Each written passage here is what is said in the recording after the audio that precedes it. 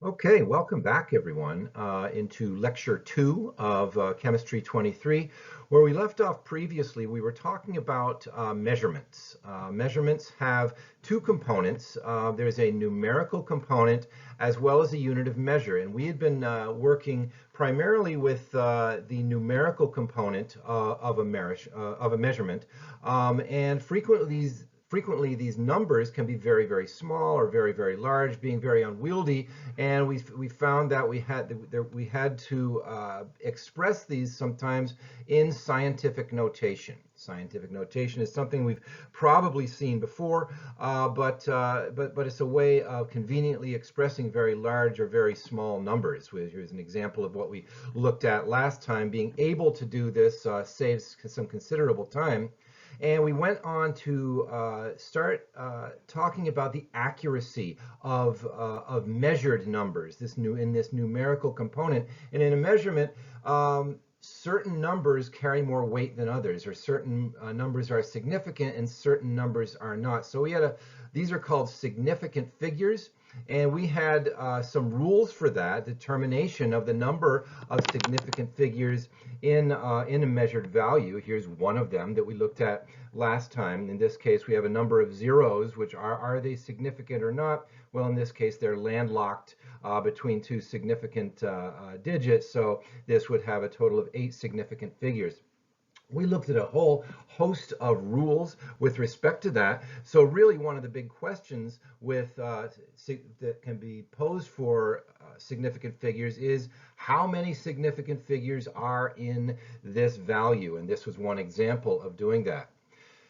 The other one, which is going to become more important or more germane to us, are significant figure rules in calculations, essentially coming up with a number when we calculate measured values. How far do we round that number to make it realistic? So we looked at a number of examples last time.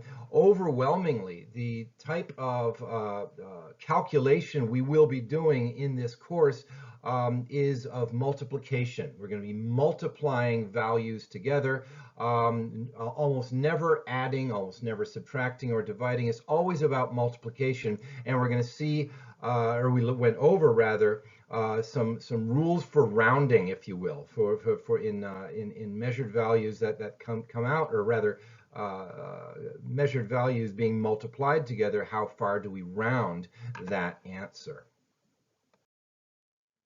So having looked at the numerical component of a measurement, we are going to move over now to its unit of measure. Any measurement must have a unit of measure, length or mass or time or that sort of thing. And we're going to find that the three biggest ones, or biggest types of units of measure we are going to use are of these three values: length, mass, and volume. There are plenty of others, time, current, work, that sort of thing, but these are the big three that we're going to be talking about. Further, we are almost exclusively, at least when we get into actual measurements, working with what is called the International System of Units, or abbreviated as SI. The International System of Units is essentially the metric system.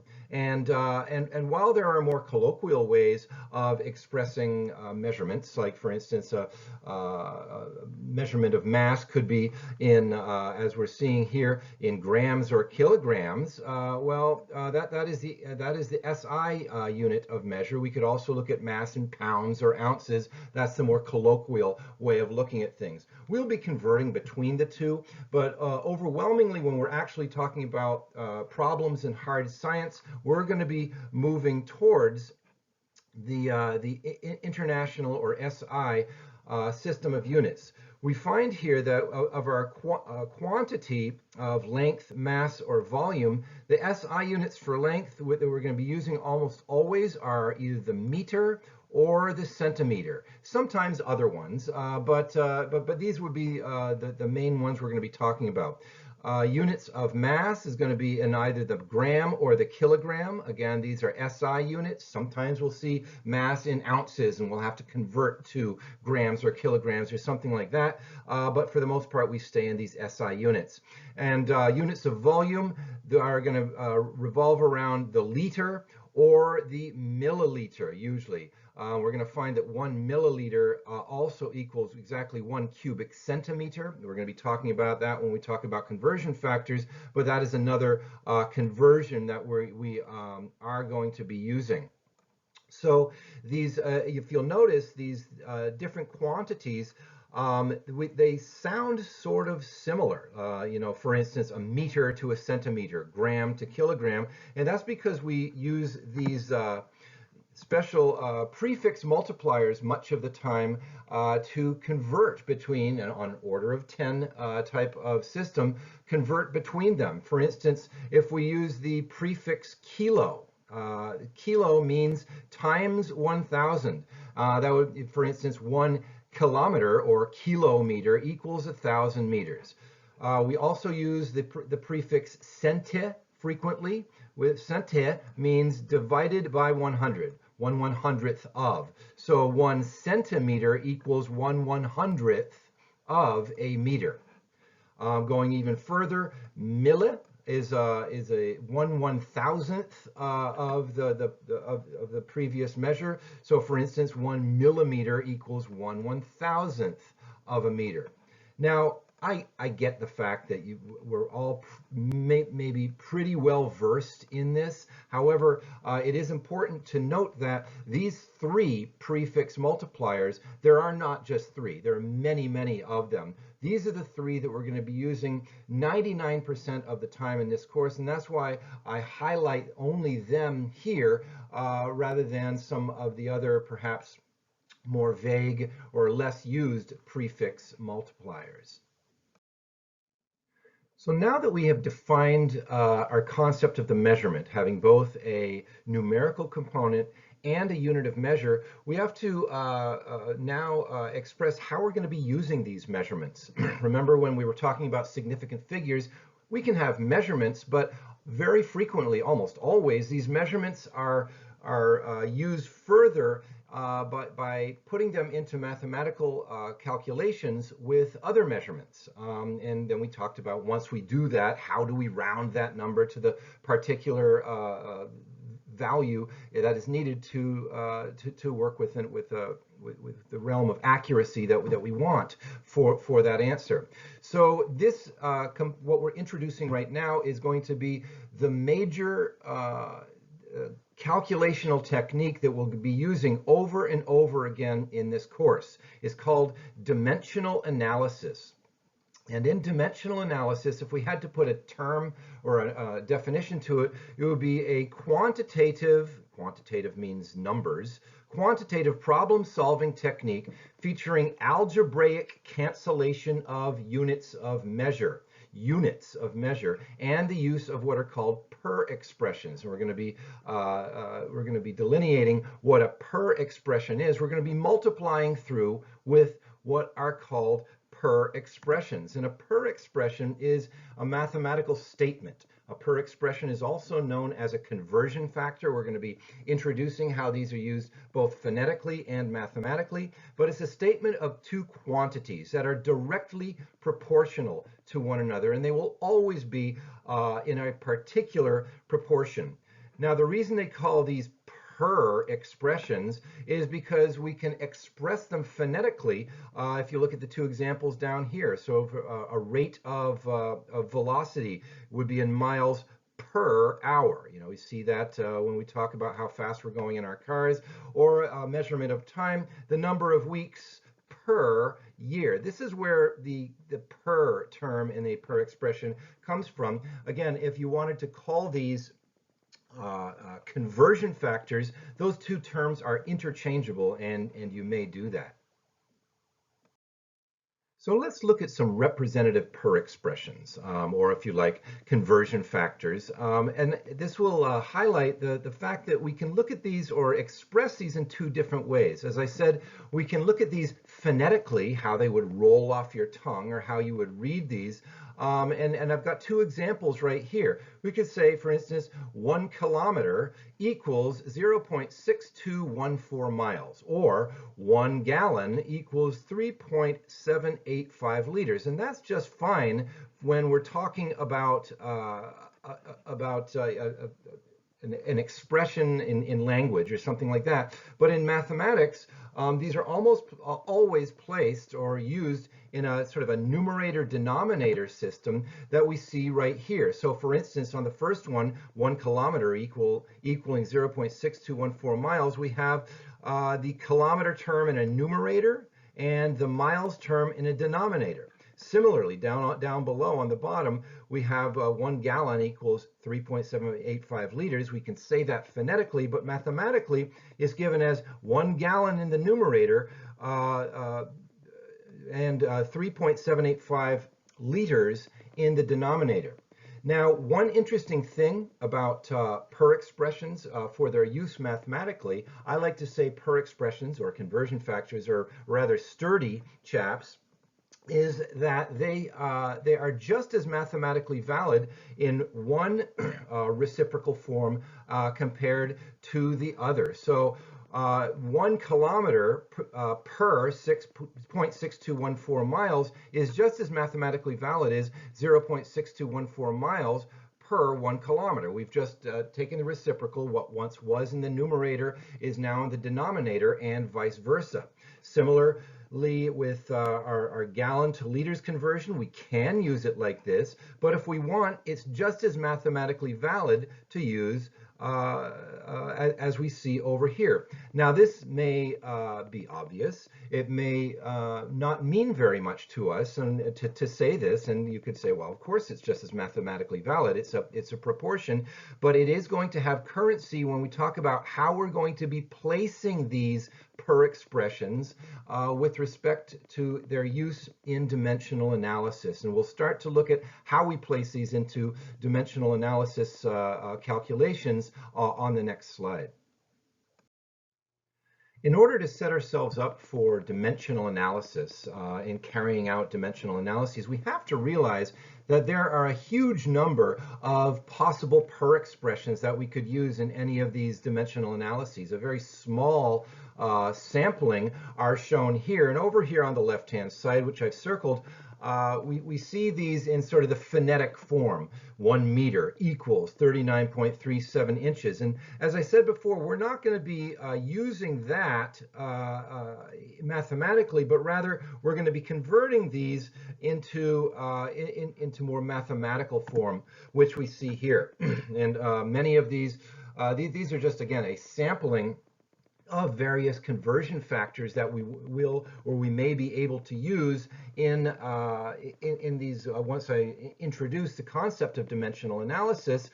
But I put these out here just to show that, first of all, these are a sampling of the ones that we can use, and we have to draw some delineation points here on which values we're going to be using. Certainly, one textbook versus another textbook might give a very slightly different value. For instance, in the difference of or the conversion of grams to ounces, or grams to pounds, or quarts to liters, and that sort of thing. So that I say this to caution you that on future tests or quizzes or exams, it might be not in your best interest to start scouring the internet and coming up with the first conversion factor you find in order to solve a problem. Usually, the way we do this is to, or the way that I like to do this, is to use these particular per expressions in the solving of our problems. With any exam I give you, I would also give you a sheet of helpful information that would have these types of conversion factors on it, and I would prefer you use these conversion factors that you are given in a test or a quiz or an exam, as opposed to rooting around on the internet where you can find some potentially wrong information, which might give you the wrong answer. So more on that as exams or quizzes approach, but just to realize that just because it's on the internet, a conversion factor or a per expression might not be the most correct value to use to get a correct answer on one of my exams or one of my quizzes and so on. Now, I think many of us have carried out dimensional analysis before in high school, and there are a couple ways of going about it, but ultimately it ends up for one type of conversion. That is taking a word problem and converting it into an actual equation. And we're going to be tackling that right now. In the way that I do it, you don't have to carry out dimensional analysis the way I do. There are many ways of getting to the correct answer, but I've found that in order to treat word problems correctly, the conversion of that word problem into an actual equation can be carried out by using three important questions in a particular order. These three important questions for setting up a dimensional analysis problem, I'll introduce them here and then we'll look at a number of examples. The first question would be, what do we have? So we have a word problem. We scan that word problem for a numerical starting point, a pure number of some sort. I'll explain that as we move along, but I just want to introduce that. So we find that number and we set it up in a particular point in the equation. Next question, what do we want? It's basically looking at the word problem, asking, what is this question looking for? You know, for instance, how many meters, ...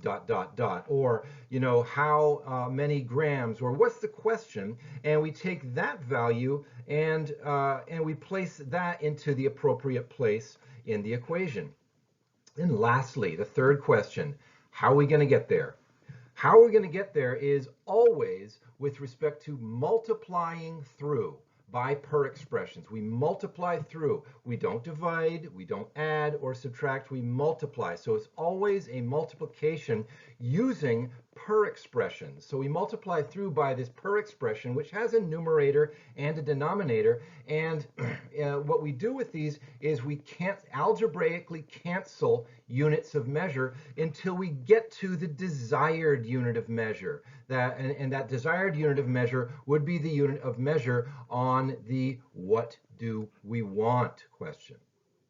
Now I realize that this is a different way, perhaps a more roundabout way of approaching dimensional analysis. And again, you don't have to do it this way. It's just that I've found historically that if it's used in this fashion, virtually all dimensional analysis problems can be worked out with just these three simple questions. So let's look at a very simple problem, and we'll see how these three questions can be utilized. Okay, let's start with an excruciatingly simple problem, and we're going to set this up. This is a word problem, and we're going to put this into an equation form in dimensional analysis by way of these three questions. So the question of the age is here. How many days are in 23 weeks? Now, almost everybody here could probably do this in their heads, but I'm using it as an elementary example to show how we're going to lasso in these three important questions. So the first question, what do we have? What do we have is we're going to scan this word problem for an actual number, a pure number, and there it is, 23 weeks. 23 weeks, so the numerical component and the unit of measure, and that is placed over on the left side of the equation. That starts us out. The next question, what do we want? Well, we have to look at what this question is asking for, and we find that we're asking for how many days. How many days? So that is put over on the right side of the equation equals some heretofore unknown number of days. Notice I put a box there because we're going to be filling in that box. That's what we're being asked for. Again, the question is, what do we want?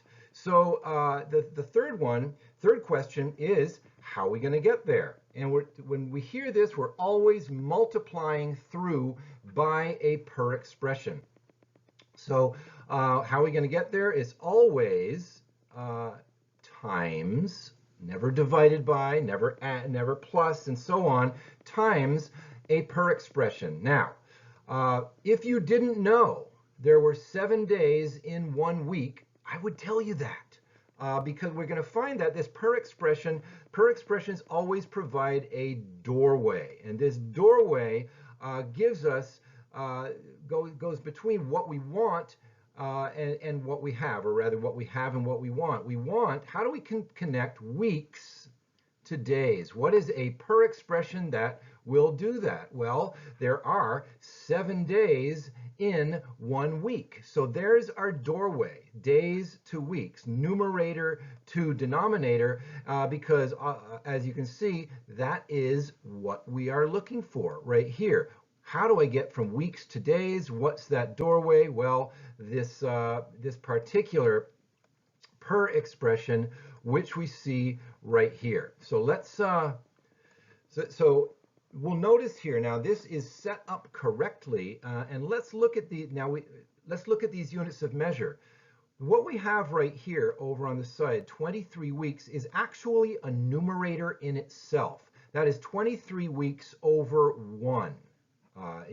That should be fairly obvious, but we can see now we have, if we're multiplying through, we have a weeks in the numerator and a weeks in the denominator, and that will cancel. That is what we're looking to do, to cancel weeks out. So we're canceling out of the unit of measure that we don't want, that we started with, and into the unit of measure that we do want. And what is left here is, with respect to the unit of measure, are just days. Weeks have been canceled. We look over to the desired value. Yes, it is days. So those two match up. That means that we are finished with this. And then and only then do we reach for our calculator. Essentially, we're multiplying 23 times 7. And if you want, you don't have to, divided by 1. And that gives us 161 days.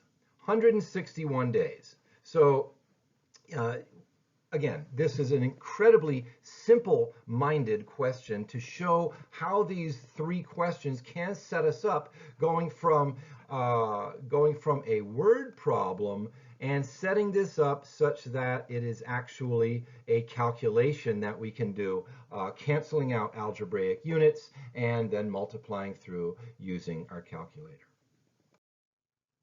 So let's look at some examples of increasing complexity. Let's first notice that in the last problem, going from days to weeks, those were exact numbers. It's 7 days per 1 week. That's an exact number. So those weren't really measured values. Most of the time, however, we're going to be looking at problems where it is assumed that the value you start with is a measured value. So, and this is just so we can round at the end, significant figure rules will apply once we get to the end. So what do we have here in this particular example?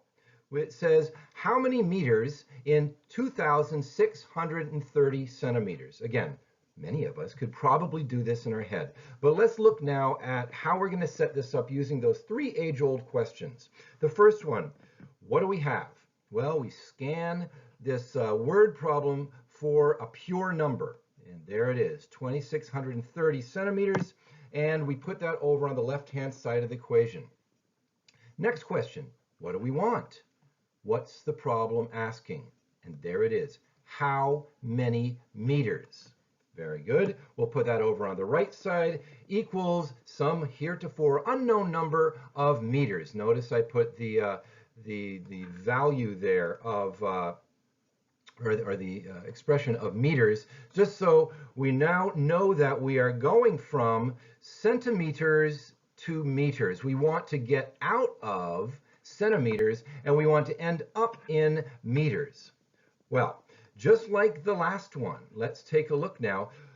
Do we have a doorway, meaning a per expression, that it can get us from centimeters into meters? And well, you probably know this in your head, but we could go back and look at our helpful information page if this were an exam, and we would find this value, 100 centimeters per 1 meter. That's what's given. So that this is indeed a doorway between centimeters and meters. So that's great. That's what we're going to use that. And we always multiply through. So we're going to use that, but watch how I set this up in here. And this brings us back to one of the reasons that per expressions are very sturdy.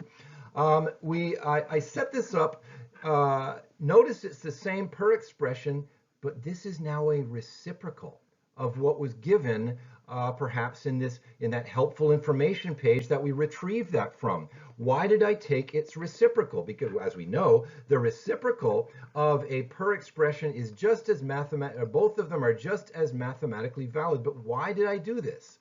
Well, we have to remember that this initial value right here is a numerator, centimeters in the numerator, over 1. So therefore, if I just put this value in without taking its reciprocal, I'd have centimeters in the numerator and meters in the denominator. That would not cancel. They have to be the same. So therefore, I can, just of my own volition, place this in here as its reciprocal. So that's great.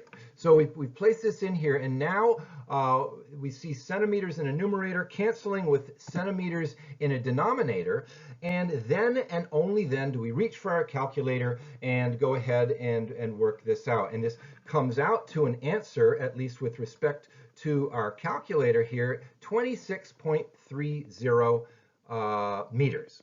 26.30 meters, and that's correct.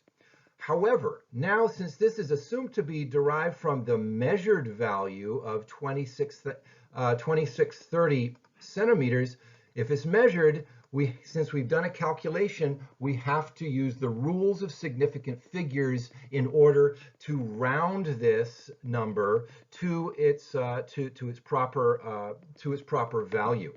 Now, so let's look in what we're going to talk about here is in ways we've done this before, where we look at all of the values on here and take the lowest value, or the least accurate one with respect to the number of significant figures. And that would be a little bit of a cluster, because here we have one significant figure, three significant figures, and that can get extremely complex. So for this class, in this class only, I'm going to simplify it for you. Moving forward, always when we try to, or when we're going to be rounding at the end, we round to the accuracy of only one value. And that is going to be the value of the starting number. The starting number here has 3 significant figures. 3 of them. Remember that trailing 0 here without a decimal point is not significant. So it has 3 significant figures. Now, as I said before, there is 1 significant figure in each of these, but we are going to be considering that all per expressions in this course are considered exact. They are exact comparisons and therefore are not considered measured. Now, I know a lot of my colleagues and perhaps some of your high school teachers would take issue with that, but what I'm trying to do is get away from freaking out about significant figures. I've known a lot of students in the past that they miss the forest by staring at one of the trees very closely, and that analogy essentially means they miss getting the correct answer because they're so worried about significant figures and how am I going to round this. Moving forward, for this class, you will ignore any and all significant figures from per expressions and just going with significant figures contained in the starting number. That's it. So, having said that, this simplifies this a lot. So if we look over on the left-hand side, we see this has 3 significant figures. That means the ending value is going to be is going to be rounded to 3 significant figures by ignoring any significant figures from the per expressions. And so final answer on this, we find that this example, the final value we're going to be giving is not 26.30 meters, but rather 26.3 meters. Let's look at another example, maybe kick it up a notch. How many cubic centimeters are there in 0.019 gallons? Now, we're going to ask these 3 same old questions for converting a word problem into a dimensional analysis problem. What do we have? Well, what's the number here? Well, 0.019 gallons. We'll put that over on the left-hand side. What do we want? Well, what question is it asking? How many cubic centimeters? Notice we're into volume now. That's okay, but it's just important to know the type of units of measure we're working with. How many cubic centimeters? That's what do we want. So that goes over on the right-hand side of the equation in a box, but it's cubic centimeters. And how are we going to get there? Now, so this is where I say we're going to kick it up a notch. We could go and look on the internet and find a conversion from the volume of gallons to a volume of cubic centimeters. My guess is that there are a number of answers out there, and many of them are hugely inaccurate. Again, for that reason, I would strongly urge you to stick within the boundaries of the helpful information page I may give you on a test or a quiz or an exam, and use that. And you would find that there is no conversion, direct conversion between gallons and cubic centimeters of volume. So we have to think about this. We have to actually act as a sleuth. So if we look through that helpful information page, we might find a way of getting partially there. For instance, we might be able to find, well, a doorway, if you will, between gallons and liters. They're both units of volume. That's not getting us to cubic centimeters, but it gets us out of gallons. And then we might find another per expression, which would take us from that liters that we just got to into cubic centimeters. And this is how we have to start looking at this. We may need more than one per expression linked together by multiplication in order to get from our given units of measure into our desired units of measure. So let's see how we would go with this. We've got, what do we have? What do we want? How we're going to get there is multiplying through by a per expression. And we're starting in gallons and we want to get out of there. So my guess is we're going to use this one with gallons in it to cancel us at least out of gallons and get us moving. And we'll do that. And in doing so, we can see that we have, in this case, a gallons in a numerator and a gallons in a denominator. So that will eventually cancel. So that's good. Now, so that cancels, then we're in liters, and we want to get from liters to cubic centimeters. Shockingly, we have a per expression that we've found for that. You see, as we put these together, we're going to have to start acting like sleuths a little bit, like detectives, and realizing how we're going to fit these together like pieces of a puzzle. Well, here now, we can then set this up such that liters in a numerator and liters in a denominator are set up for canceling. And indeed, now if we do that, we end up with cubic centimeters here on this side, cubic centimeters here on that side, and then we know we're done. Then and only then do we reach for our calculator. So we have to first make sure that we can cancel through properly on units. And here we go. Gallons cancels with gallons. Liters cancels with liters. We're left in cubic centimeters. We then only then reach for our calculator and multiply through. And this is the number that spits out of our calculator.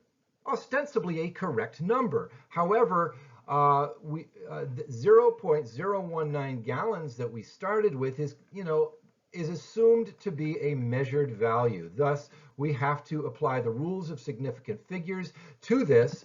In so doing, we look over to just the number of significant figures in the starting amount. 0.019 gallons is 2 significant figures. We do not consider the number of significant figures, or rather the least accurate value, derived from these per expressions, only from that first value. 2 significant figures there is going to have to be 2 significant figures. The answer will have to be rounded to. And if we do that, it comes out to 72, we round it to 72 cubic centimeters. Final answer. Let's look at another one.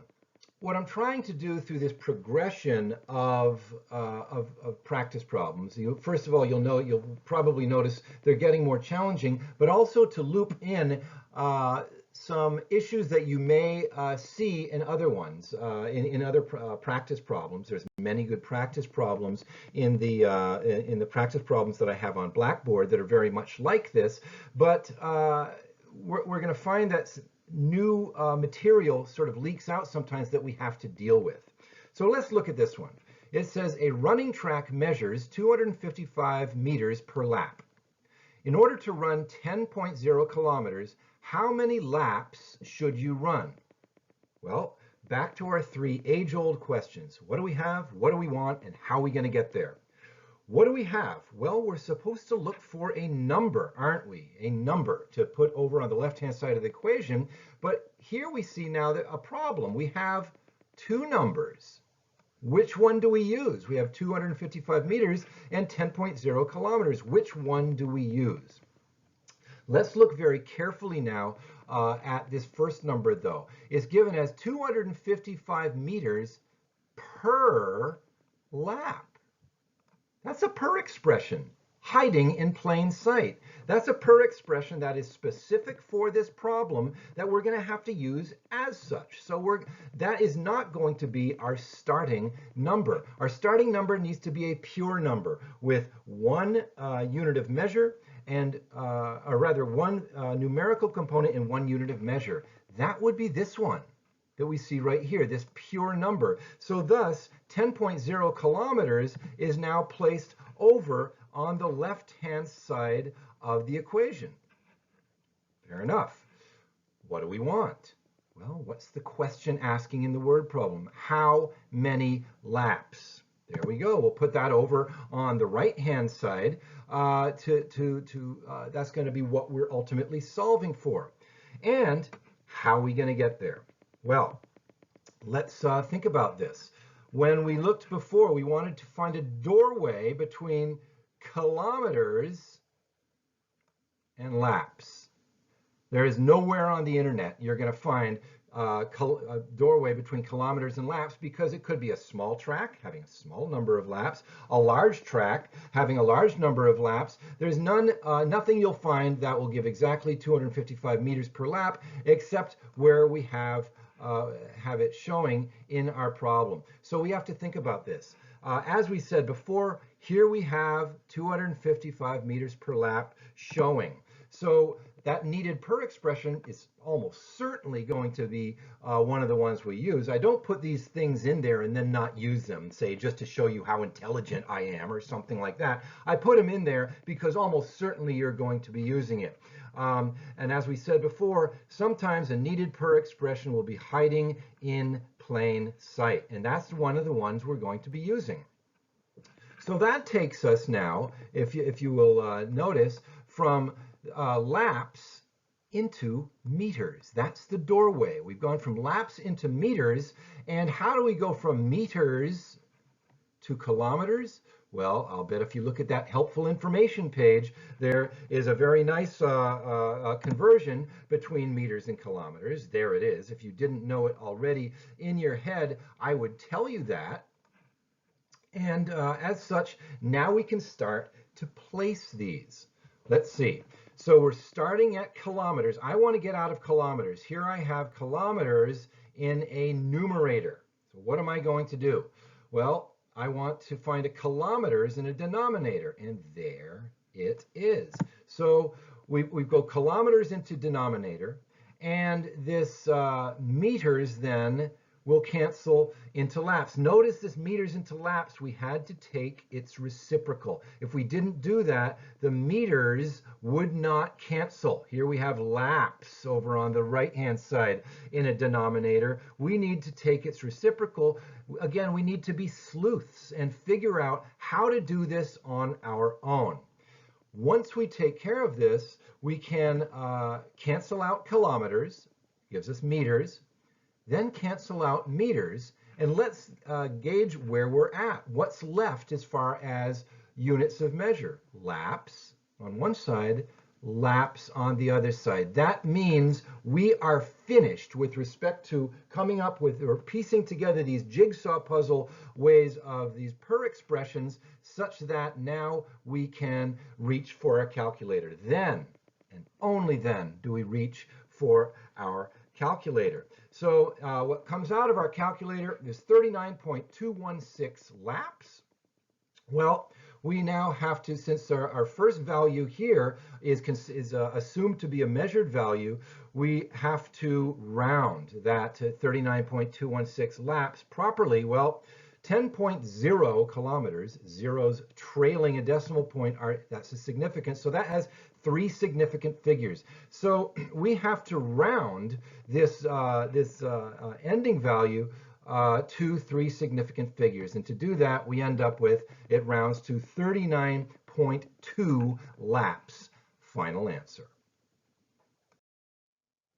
So the last problem was yet another example of being given a per expression to solve, to help solve a dimensional analysis problem, and realizing that we need to take its reciprocal. And we can do that at will. One reciprocal form versus the other reciprocal form of a per expression, they're just as mathematically valid, so we can do that whenever we want to, because per expressions are very sturdy chaps, as I said before. Another way these per expressions can be considered very sturdy and are thus, so we're able to take some license with them, is that we are, at least the way I've written it here, per expressions can be raised to a power. As long as both the numerator and denominator are raised to the same power, that calculation will be mathematically valid, or the value you get once you multiply will be mathematically valid. Let me explain.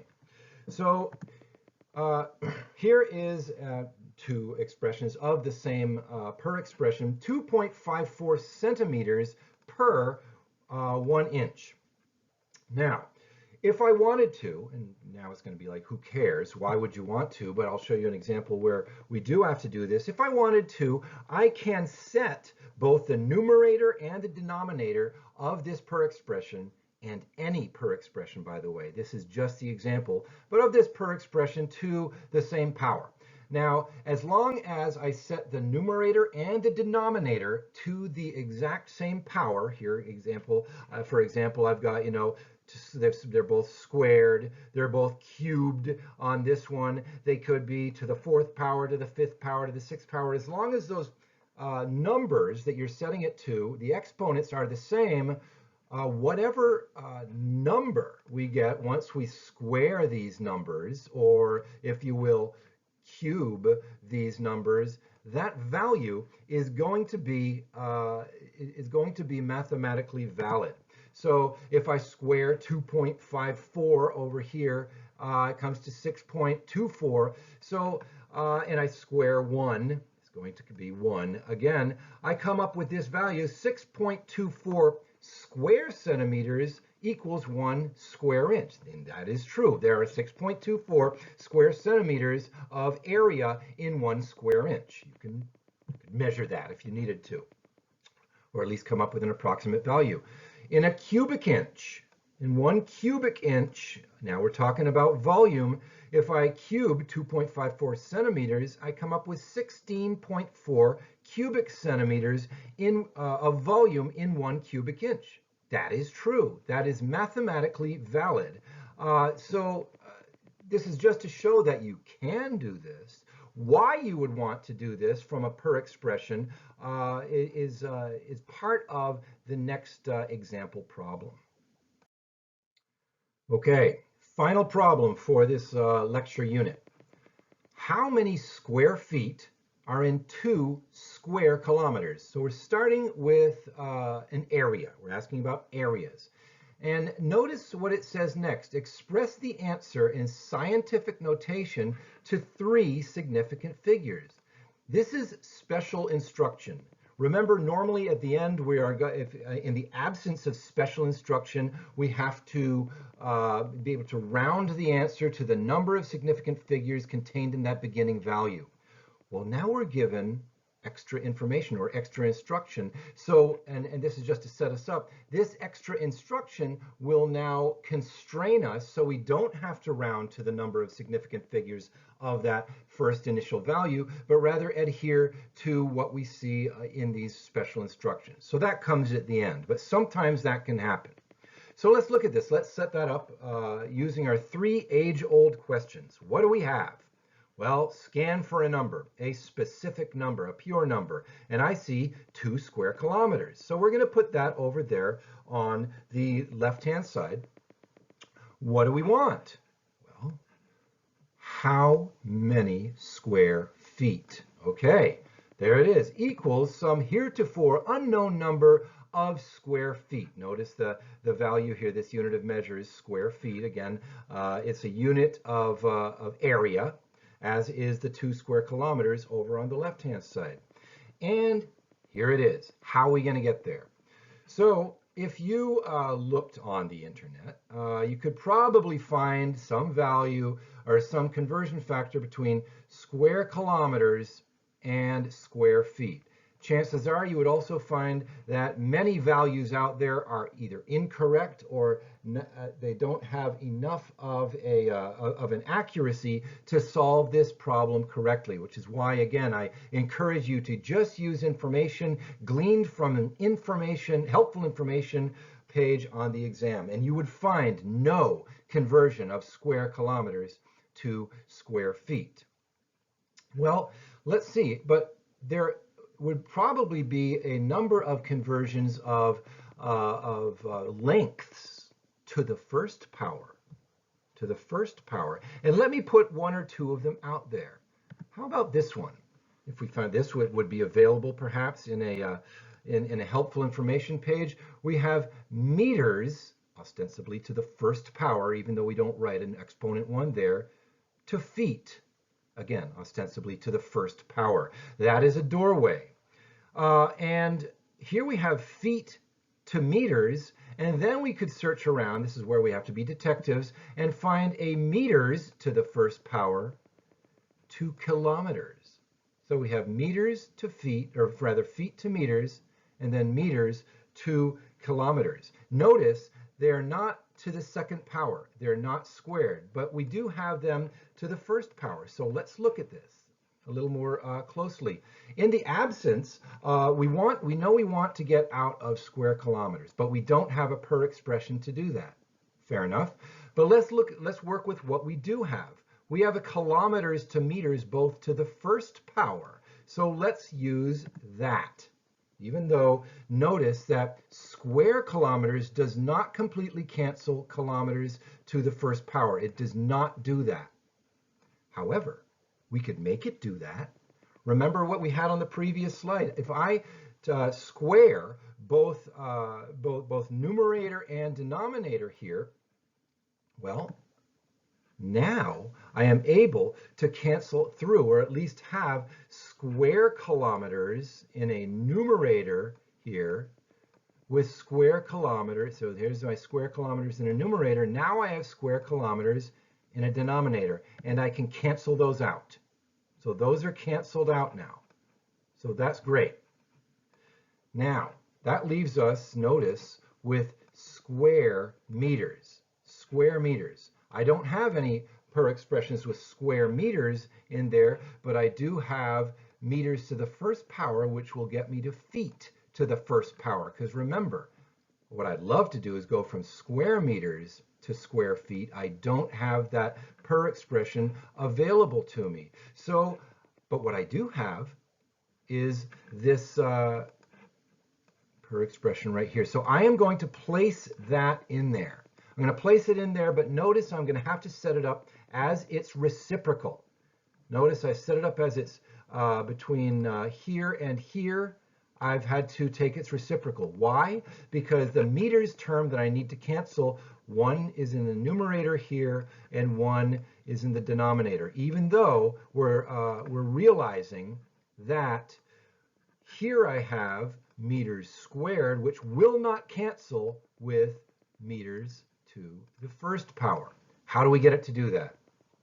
Just like before, we can square both the meters term and the feet term, and that gives us meters squared, which can cancel exactly. And look at what we end up with. Shockingly, feet squared ends up with feet squared. So we are done. This is not a coincidence. This is not magic. These work out such because they must work out. They work out because they must work out. In any event, as I've said before, then and only then do we reach for a calculator once we've equalized the proper units of measure multiplying through with the units of measure that we desire.